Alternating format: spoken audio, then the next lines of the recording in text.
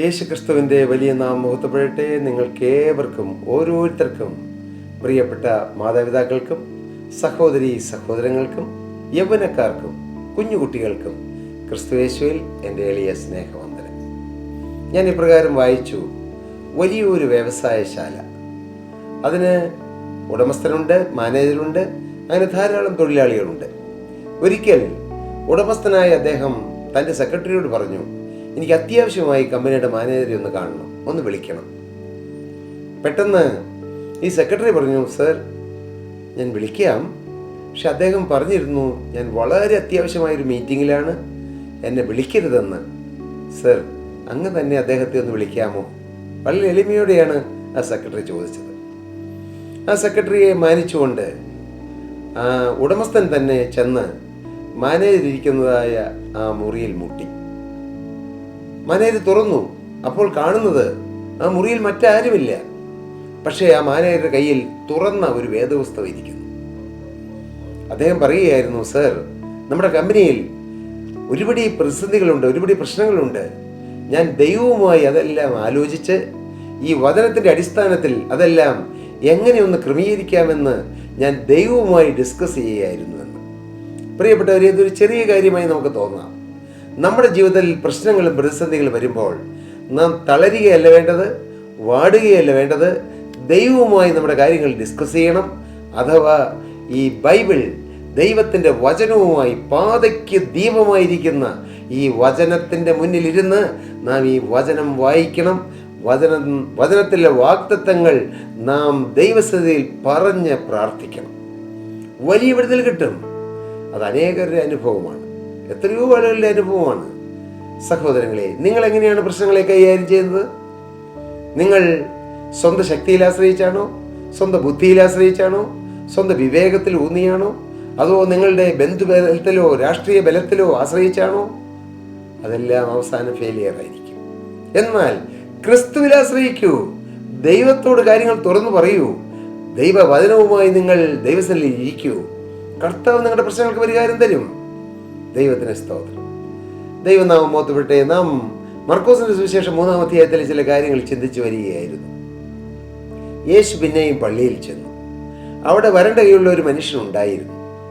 അവൻ ആവശ്യക്കാരനാണ്. യേശു ആവശ്യങ്ങൾ നിറവേറ്റുന്നവനാണ്. സ്തോത്രം. ഈ യേശുവും ഈ പോരായ്മയുള്ള ആവശ്യഭാരമുള്ള ഒരുവനും തമ്മിൽ കണ്ടുമുട്ടിയാൽ അതിൻ്റെ പിന്നിൽ അതിനുശേഷം നടക്കുന്ന അത്ഭുതങ്ങൾ എന്തെല്ലാമെന്ന് നമുക്ക് പറഞ്ഞറിയിക്കാൻ വയ്യ. യേശു അവനെ സുഖപ്പെടുത്താൻ ആഗ്രഹിച്ചു. പക്ഷേ ചുറ്റിലും യേശുവിനെ കുറ്റപ്പെടുത്തുന്നവരുണ്ട്. പക്ഷെ യേശുവിനൊന്നും വിഷയമല്ല കേട്ടോ. ആരെല്ലാം കുറ്റപ്പെടുത്തിയാലും ആരെല്ലാം കൂക്കി വിളിച്ചാലും യേശു ചെയ്യാനുള്ളത് യേശു ചെയ്തിരിക്കും. സ്തോത്രം. ഞാൻ നിങ്ങളൊരു കാര്യം പറയാം. നിങ്ങളുടെ വീട്ടിൽ നിങ്ങൾ ഒരാൾ മാത്രമേ വിശ്വാസത്തിൽ വന്നിട്ടുള്ളൂവെങ്കിലും അവരെല്ലാം നിങ്ങളെ അധിക്ഷേപിച്ചാലും അവരെല്ലാം നിങ്ങളെ ഒറ്റപ്പെടുത്തിയാലും നിങ്ങളുടെ കുടുംബക്കാരും നിങ്ങളുടെ സ്വന്തക്കാരും നിങ്ങളുടെ നാട്ടുകാരും നിങ്ങളുടെ കൂടെ പഠിച്ചവരും നിങ്ങളുടെ ഓഫീസിലുള്ളവരും നിങ്ങളുടെ സഹോദരങ്ങളും നിങ്ങളുടെ സഹോദരിമാരും അല്ല ഭാര്യയോ ഭർത്താവോ മക്കളോ ആരെല്ലാം നിങ്ങളെ ഒറ്റപ്പെടുത്തി ലജ്ജിപ്പിച്ചാലും നിങ്ങളെ കളിയാക്കിയാലും യേശു ചെയ്യാനുള്ളത് യേശു ചെയ്തിരിക്കും. സ്തോത്രം. അന്നത്തെ ആ പള്ളിയിലുള്ളവര് മഹാപുരോഹിതന്മാരും പുരോഹിതന്മാരും ജനങ്ങളെല്ലാം യേശുവിനെ കുറ്റം ചുമത്തേണ്ടതിന് ഈ ശബത്തിൽ യേശു സൗഖ്യമാക്കുമെന്നിങ്ങനെ എല്ലാ കണ്ണുകളും യേശുവിനെ നോക്കിക്കൊണ്ടിരിക്കുക, കുറ്റം കണ്ടുപിടിക്കാൻ. യേശുവിനല്ലോ കൂസലുണ്ടോ? യേശു ചെയ്യാനുള്ളത് യേശു ചെയ്തിരിക്കും. സ്തോത്രം. ആരെല്ലാം എതിരായാലും, ചക്രവർത്തിമാരെതിരായാലും, ഏത് ഭരണാധികാരി എതിരായാലും, ഏത് പ്രധാനമന്ത്രി എതിരായാലും, ഏത് പ്രസിഡന്റുമാരെതിരായാലും യേശു ചെയ്യാനുള്ളത് യേശുവിൻ്റെ പദ്ധതി പ്രകാരം യേശു ചെയ്തിരിക്കും. നിങ്ങൾ വിശ്വസിക്കൂ. കർത്താവിന് സ്തോത്രം. ആർക്കും വഴിമാറിയിടാത്തവനാണ് യൂദായുടെ സിംഹം. ആർക്കും വഴിമാറിയിടാത്തവൻ മുന്നേ പോകുന്നു. യൂദായുടെ സിംഹവിത മുന്നേ പോകുന്നു എന്നൊരു പാട്ടുണ്ട്. കർത്താവിന് സ്തോത്രം. ആർക്കും വഴിമാറി കൊടുക്കാത്തവനാണ് ക്രിസ്തു. യൂദായുടെ സിംഹമാണ് ക്രിസ്തു. യഹൂദ ഗോത്രത്തിന്റെ സിംഹമാണ് ക്രിസ്തു. കർത്താവിന് സ്തോത്രം. യേശു എന്ത് ചെയ്തു? 3-ാമത്തെ വാക്യം, വരണ്ട കൈയുള്ള മനുഷ്യനോട് അവൻ നടുവിൽ എഴുന്നേറ്റ് നിൽക്കുക എന്ന് പറഞ്ഞു. എല്ലാവരും കാണട്ടെ, ഇനി ഒളിച്ചു വെച്ചൊന്നും ചെയ്യണ്ട. വരണ്ട കൈയുള്ള മനുഷ്യൻ അവിടെ ഇരിക്കുകയായിരുന്നായിരിക്കാം ഒരു ഭാഗത്ത്. പറഞ്ഞു, നീ നടുക്കോട്ട് വാ. നീ എഴുന്നേറ്റ് നിവർന്നു നിൽക്ക്. ഒരുപക്ഷെ ആ മനുഷ്യൻ ചിന്തിക്കുകയാണെന്ന് വിചാരിക്കുക, എനിക്ക് ഒന്നാമത്തെ കുറവ്, ഞാൻ ആരും കാണാതെ ഇങ്ങനെ ഇരിക്കുക. ഇപ്പോൾ ഇത് എൻ്റെ കുറവുകൾ യേശു ഇങ്ങനെ തുറന്നു പറയുക. എല്ലാവരും കാണാൻ തക്കവണ്ണം എൻ്റെ കുറവ് യേശു ചർച്ചിൽ പബ്ലിക്കായി പറഞ്ഞു. ഇന്ന് പലരും എങ്ങനെയാണ്, ദൈവത്തിൻ്റെ പരിശുദ്ധാത്മാവ് ചില പാപബോധം കൊടുക്കുവാൻ അവരിലേക്ക് വിരൽ ചൂണ്ടി പറയുമ്പോൾ അവർ എതിർക്കും. ഇങ്ങനെയൊക്കെ പറയണോ? ഇങ്ങനെ ചർച്ചിൽ പറയണമോ? കർത്താവിന്റെ സ്തോത്രം. എൻ്റെ പ്രിയപ്പെട്ടവരെ, ദൈവാത്മാവിൻ്റെ പ്രവർത്തനമാണതല്ല. എങ്ങനെയും മനുഷ്യഹൃദയത്തിൽ പാപബോധവും കുറ്റബോധവും അനുതാപവും കൊടുത്ത്, അവൻ്റെ മനസ്സിൽ ഒരു അനുതാപം കൊടുത്ത്, അവരുടെ കണ്ണിൽ കണ്ണുനീര് കൊടുത്ത് യഥാർത്ഥമായ ഒരു ഏറ്റുപറച്ചിലേക്കും അനുതാപത്തിലേക്കും കൊണ്ടുവന്ന് ഓരോ മനുഷ്യനെയും രക്ഷിക്കാനാണ് കർത്താവ് ആഗ്രഹിക്കുന്നത്. കർത്താവിൻ്റെ ആത്മാവ് ഇന്നും പ്രവർത്തിക്കുന്നുണ്ട്. എനിക്കറിയാം, ചിലപ്പോൾ സ്റ്റേജിൽ ശുശ്രൂഷ ചെയ്തുകൊണ്ടിരിക്കുമ്പോഴായിരിക്കാം ചില കാര്യങ്ങൾ കർത്താവിൻ്റെ ആത്മാവ് പറഞ്ഞു തരുന്നത്. അത് മറച്ചു വയ്ക്കാതെ ജനങ്ങളോട് പറയുക എന്നുള്ളതാണ് ഒരു വിശ്വസ്തനായ ദൈവഭൃത്യൻ്റെ കടമ, ഉത്തരവാദിത്വം. അത് കേൾക്കുമ്പോൾ എന്നെ വിരൽ ചൂണ്ടി എൻ്റെ കാര്യം പറഞ്ഞു. അപ്പോൾ ചില ഭാര്യമാർ വിചാരിക്കും, ഭർത്താവ് എന്ന് ദൈവദാസനോട് പറഞ്ഞിട്ട് പറയുകയായിരിക്കും. ചില ഭാര്യമാർ വിചാരിക്കും, എൻ്റെ ഭർത്താവ് എന്ന് എൻ്റെ കുറ്റം ദൈവദാസനോട് പറഞ്ഞിട്ടായിരിക്കും. അപ്പനും അമ്മയും വിചാരിക്കും, ആരോ ചെന്ന് എൻ്റെ മോനെക്കുറിച്ചോ മോളെക്കുറിച്ചോ ദൈവദാസനോട് പറഞ്ഞ് അങ്ങനെ പറഞ്ഞതായിരിക്കും. മുഴുവൻ ജഡമാണത്, പ്രാകൃത സ്വഭാവമാണത്. മോനെ, നീ എന്തിന് അതിൻ്റെ ഉത്ഭവം എവിടെയാണെന്ന് കണ്ടുപിടിക്കണം. നിന്നോട് സംസാരിച്ച ദൈവത്തിൻ്റെ ശബ്ദം ശരിയോ തെറ്റോ എന്ന് കണ്ടെത്തി അവിടെ വിനയപ്പെടുക. എങ്കിൽ ആ ബന്ധനം മാറിപ്പോകും. കർത്താവിൻ്റെ വലിയ നാമോത്തപ്പെടട്ടെ. എൻ്റെ പ്രിയപ്പെട്ടവരെ, യേശു എന്തായെന്ന് അറിയാമോ? യേശു ഇങ്ങോട്ട് വാ മോനെ എന്ന് പറഞ്ഞു. നീ ആ നടുവിൽ എഴുന്നേറ്റ് നിൽക്കാൻ പറഞ്ഞു. എല്ലാവരും ഒന്ന് കാണട്ടെ, നിന്റെ കുറവുകൾ കാണട്ടെ. എന്തിനാണത്? ഇത്രയും കുറവുള്ളവനെ യേശു സൗഖ്യമാക്കിയെന്ന് ലോകമറിയണം. മോനെ, നിന്റെ ജീവിതത്തിൽ ചില കുറവുകൾ ഉള്ളത്, നീ ആ കുറവിലേക്ക് നോക്കി നിരാശപ്പെടാനില്ല. ഇത്രമാത്രം കുറവിൽ കിടന്ന എന്നെ, ഇത്രമാത്രം പോരായ്മയിൽ കിടന്ന എന്നെ, ഇത്രമാത്രം നിരാശയിൽ കിടന്ന എന്നെ രക്ഷിച്ചൊരു യേശു ഉണ്ടെന്ന് പിൽക്കാലത്ത് ലോകത്തിന് നിന്നെ സാക്ഷിയാക്കി നിർത്തിക്കൊണ്ട് യേശുവിന് പറയാനാണ് നിന്റെ ജീവിതത്തിലൂടെ ചില പ്രതിസന്ധികൾ വരുന്നത്. മനസ്സിലായോ? പ്രതിസന്ധികൾ വരുമ്പോഴും കഷ്ടപ്പാട് വരുമ്പോഴും നാം നിരാശപ്പെടുകയില്ല. നിങ്ങൾക്ക് എത്രത്തോളം പ്രതിസന്ധി വന്നോ അത്രത്തോളം ദൈവനാമത്വത്തിന് സാധ്യതയുണ്ട്. എനിക്കറിയാം, എൻ്റെ കുടുംബം, ഞാൻ ജനിച്ച കാലത്ത് എൻ്റെ കുടുംബത്തിൽ 3 ഭ്രാന്തന്മാരുണ്ട്. എൻ്റെ വല്യാപ്പൻ ഭ്രാന്തനായിരുന്നു, എൻ്റെ പിതാവിൻ്റെ അനുജൻ ഭ്രാന്തനായിരുന്നു, എൻ്റെ വേറെ കുടുംബത്തിൽപ്പെട്ട ഒരു കൊച്ചപ്പൻ ഭ്രാന്തനായിരുന്നു. പിന്നീട് പിൽക്കാലത്ത് എൻ്റെ പിതാവും ഒരു ഭ്രാന്ത് ബാധിച്ച മനുഷ്യനായി. ആഹാരത്തിന് വകയുണ്ടായിരുന്നില്ല. തകർന്ന കുടുംബം, ആഹാരത്തിന് മാർഗമില്ല. എത്രയോ ആളുകളുടെ അടുക്കൽ പോയി ഒരു നേരത്തെ ആഹാരം ഞങ്ങൾ ചോദിച്ചിട്ടുണ്ട്. അപകർഷതാബോധത്താൽ തലവുമ്പിട്ട് നടന്നു. എല്ലാം ഒരു കുടുംബം അധപ്പതിക്കാവുന്നത്തോളം താഴാവുന്നത്തോളം അതിൻ്റെ നെല്ലിപ്പലകയോളം താണു. അപമാനഭാരങ്ങൾ. ഭ്രാന്തൻ കുര്യാക്കോന്റെ മക്കളെന്ന എന്നെയും എൻ്റെ സഹോദരങ്ങളെയും പ്രൈമറി സ്കൂളിൽ പഠിക്കുമ്പോൾ കുട്ടികൾ വിളിച്ച് കളിയാക്കിയിട്ടുണ്ട്. അപമാനഭാരത്താൽ തലവുമ്പിട്ട് നടന്നിട്ടുണ്ട്. ഒരു ഷർട്ടിടാനില്ലാതെ പകലുള്ള വെയിൽ മുഴുവൻ അടിച്ച് ഉള്ള ആടിനെയും കന്നുകാലിനെയും അഴിച്ചുവിട്ട് കൊയ്ത്ത് കഴിഞ്ഞ പാടങ്ങളിൽ ശനിയാഴ്ച ദിവസങ്ങളിലും അവധി ദിവസങ്ങളിലും പോയി മാവിൽ നിന്ന് വീഴുന്ന മാങ്ങ പറിച്ച് തിന്ന്, കർത്താവിന് സ്തോത്രം, പ്രാവിൽ കയറി ചക്കയിട്ട് തിന്ന് വിശപ്പറിക്കിയ കാലങ്ങളുണ്ട്. എൻ്റെ പ്രിയപ്പെട്ടവരെ, കാലിച്ചോറ്റുപാത്രം സ്കൂളിൽ കൊണ്ടുപോകുമായിരുന്നു. ഉച്ചയ്ക്ക് ഊണ് കൊണ്ടുപോകാനില്ല, ചോറ് കൊണ്ടുപോകാനില്ല. ഉച്ചയ്ക്ക് കിട്ടുന്ന ഉപ്പുമാവ് കഴിച്ച് വയറിറച്ച കാലങ്ങൾ. കർത്താവിന് സ്തോത്രം. കുത്തരിച്ചോറിന്റെ കഞ്ഞിവെള്ളം കുടിക്കാൻ കൊതിച്ച് എത്രയോ വീടുകളിൽ അടുക്കള വശത്ത് എന്നിട്ട് ഒരു ഗ്ലാസ് കഞ്ഞിവെള്ളം തരാമെന്ന് ഞാൻ ചോദിച്ചിട്ടുണ്ട്.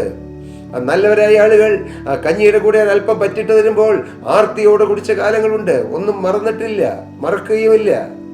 കാരണം യേശുക്രിസ്തു എവിടെ നിന്നാണ് ഉയർത്തിയതെന്ന് നല്ല ബോധത്തോടെയാണ് നിൽക്കുന്നത്. ഇന്ന് കഞ്ഞി കുടിക്കാൻ മാർഗം കർത്താവ് തന്നു. പക്ഷേ തന്ന കരത്തെ മറന്നിട്ടില്ല, മറക്കുകയുമില്ല. ഏതെല്ലാം ലോകത്തിന്റെ ഔന്നത്യങ്ങളിലൂടെ പോയാലും മറക്കുകയില്ല. എൻ്റെ സഹോദരൻ നടത്തുന്ന സ്ഥാപനത്തിൽ ഞാൻ ജോലി ചെയ്യുകയാണ്.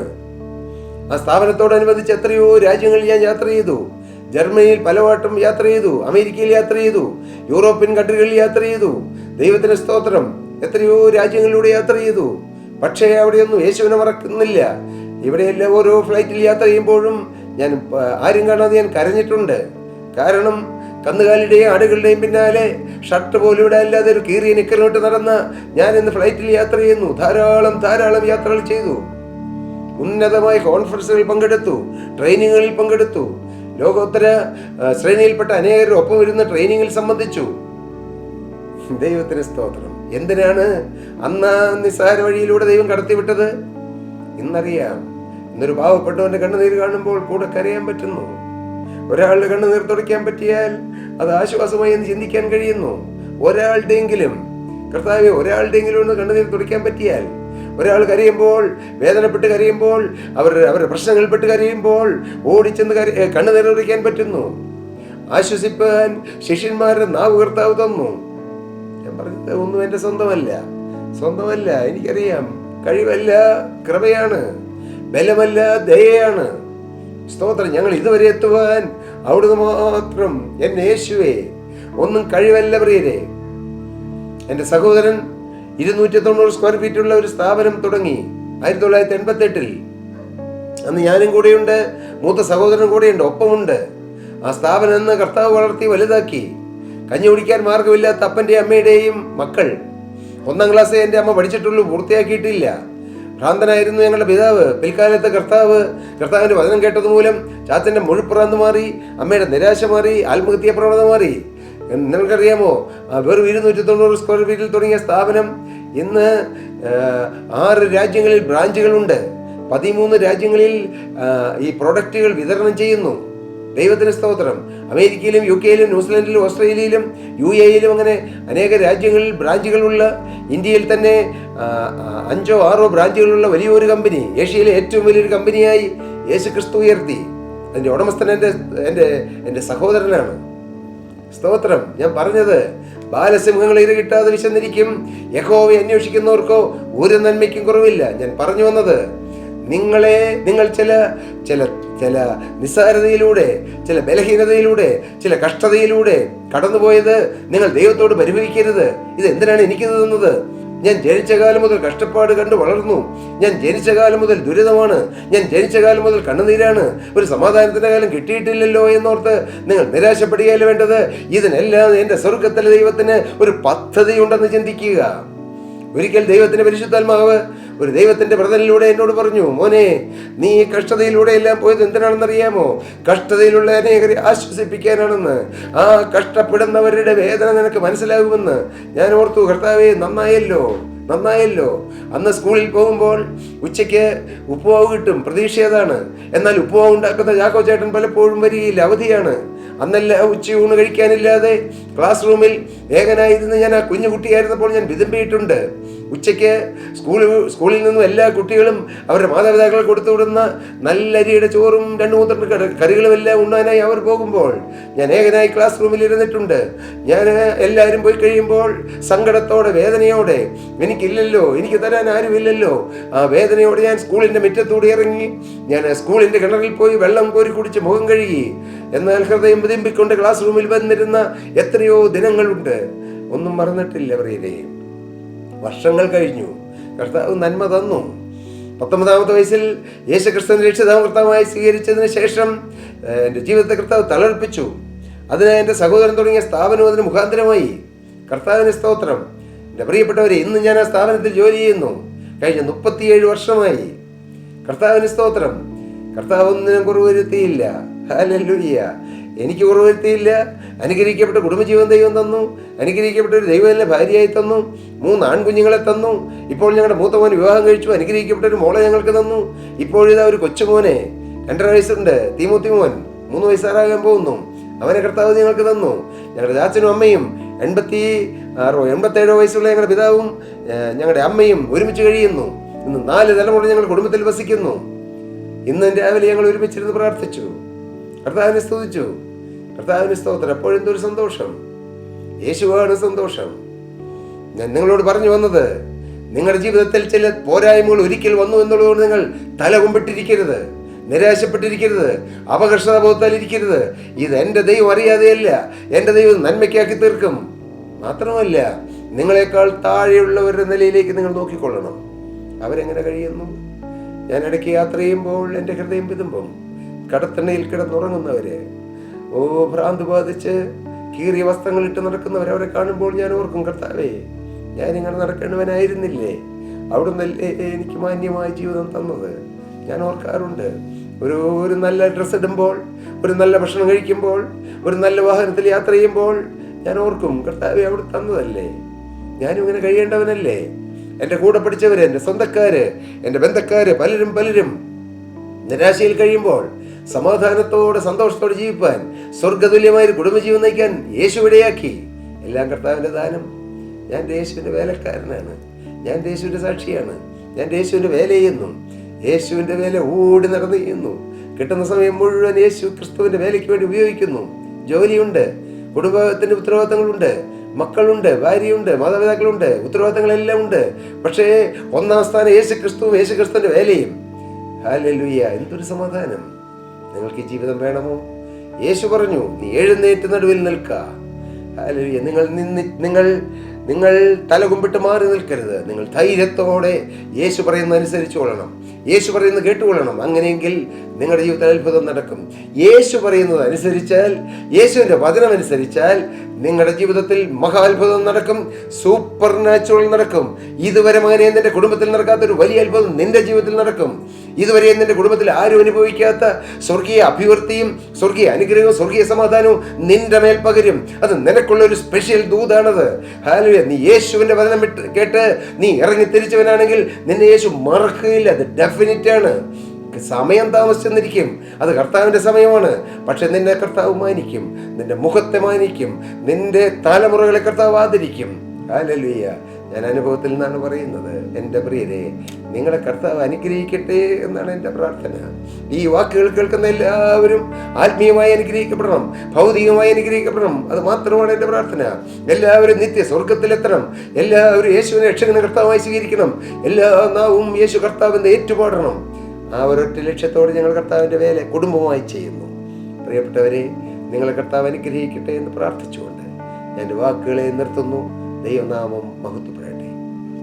നിങ്ങൾക്ക് ഏതെങ്കിലും പ്രാർത്ഥനാ വിഷയങ്ങളുണ്ടോ? നിങ്ങൾക്ക് ഏതെങ്കിലും ആത്മീയ സംശയങ്ങളുണ്ടോ? ഏതെങ്കിലും കാര്യങ്ങൾ ഷെയർ ചെയ്യാനുണ്ടോ? താഴെ കാണുന്ന നമ്പറിൽ ഞങ്ങളുമായി കോൺടാക്ട് ചെയ്താൽ ഞങ്ങളുടെ prayer group, prayer warriors, prayer desk നിങ്ങളുമായി കോൺടാക്ട് ചെയ്യും. കർത്താവ് നിങ്ങളെ നിറപടിയായി അനുഗ്രഹിക്കും.